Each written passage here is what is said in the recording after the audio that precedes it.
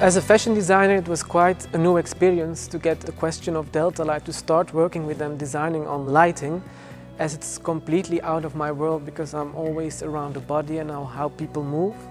And suddenly you had to start thinking about how is your design working in an environment and not on the body. For both parties it was like a big test, I think, like what's getting out of this story.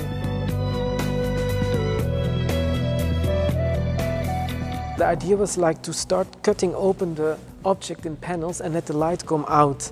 And that's how I started really like cutting, like making it almost like in paper, and really in a dark room start to play with the light.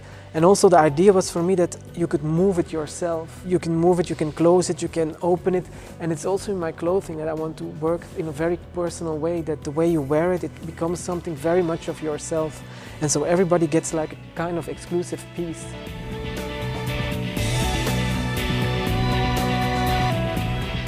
When you start working on designing, like for in architecture or for lights, or even in theater, it always really is a big influence on what you're doing in your collection. We really started also to cut open all the clothings and really work with a lot of splits and let the body come out. So in a way it's very similar to the lens, and it's with every project I do, and I really like to keep it open and to be influenced by everything because it's part of my whole story.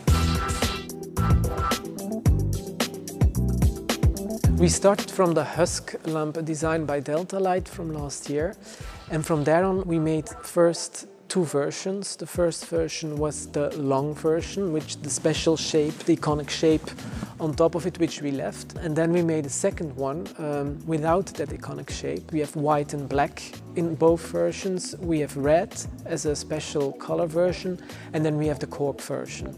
And then of course there's this special project, the extra large version, which is really kind of a signature piece and which is very limited, of course, and it's really just for special ordering. People really want to have more bigger spaces and to put it there. And there of course you really see how the light influences the space.